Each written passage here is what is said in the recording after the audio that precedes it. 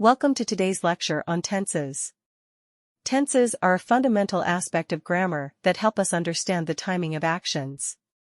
We will explore the various tenses in English, their forms, and when to use them.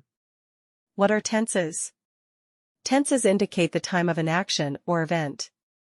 They help us understand whether an action is happening in the past, present, or future. In English, there are three primary tenses: past, present, and future. Now let's move towards the present simple tense. Its structural formula is subject plus verb, s or es, plus object. When to use this tense: to describe actions or events that are happening now and to express general truths, habits, routines, or facts. Examples. I write articles for a living. She plays the piano every evening. Water boils at 100 degrees Celsius. Then we have present continuous tense. Its structural formula is subject plus is or am or are plus first form of verb plus ing plus object.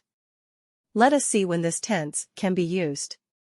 It is used to describe actions happening right now or around the present moment. Here are some examples.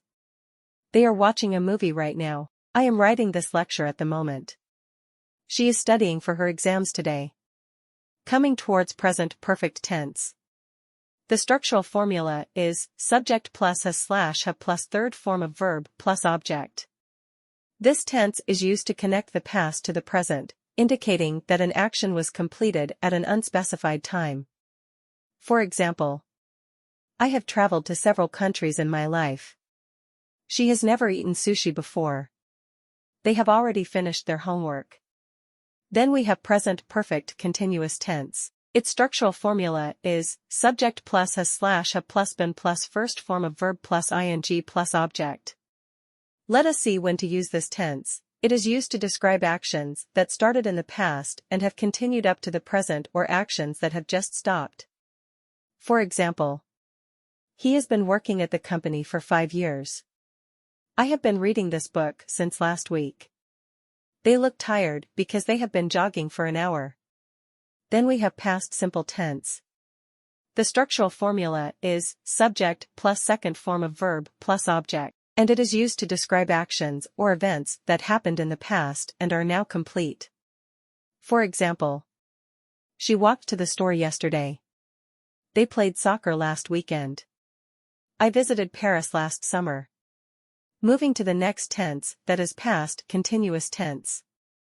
The structural formula is subject plus was or were plus first form of verb plus ing plus object. We use this tense to describe actions that were ongoing in the past, often interrupted by another event. Examples are given below. She was studying when the phone rang. They were watching a movie when the power went out. I was cooking dinner at 7 o'clock last night. Then we have past perfect tense. Its structural formula is subject plus had plus third form of verb plus object. This tense is used to indicate that one past event occurred before another past event.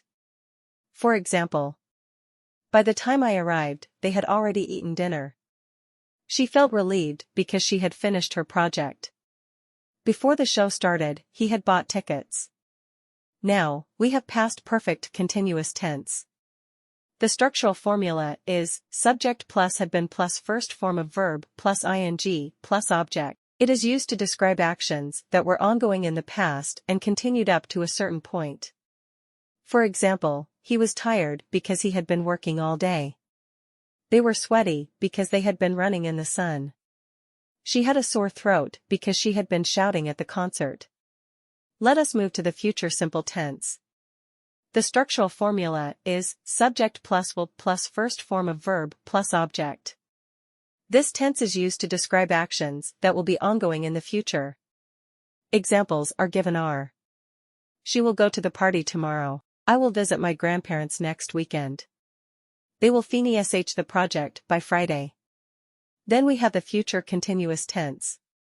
Its structural formula is subject plus will be plus first form of verb plus ing plus object. It is used to describe actions that will be ongoing in the future. For example, tomorrow at this time, they will be traveling to a new city. I will be studying for my exams next month. By this time next year, he will be working in a different department. Then we have the future perfect tense. The structural formula of this tense is subject plus will have plus third form of verb plus object. When to use this tense? Well, it is used to indicate that one future event will occur before another future event. For example, by the time you arrive, I will have finished my work. They will have left for the concert before we get there. Let us move to the next tense, and that is the future perfect, continuous tense. The structural formula is subject plus will have been plus first form of verb plus ing plus object. It is used when we express actions that will continue up to a certain point in the future. An example would be, he will have been driving a car at 8 a.m. tomorrow. Time expressions are essential when using tenses to specify when an action occurred. Here are some common ones. Yesterday is used for past. Today is used for present. Tomorrow is used for future. Last week, month, and year are used to past actions. Now is used to show present time.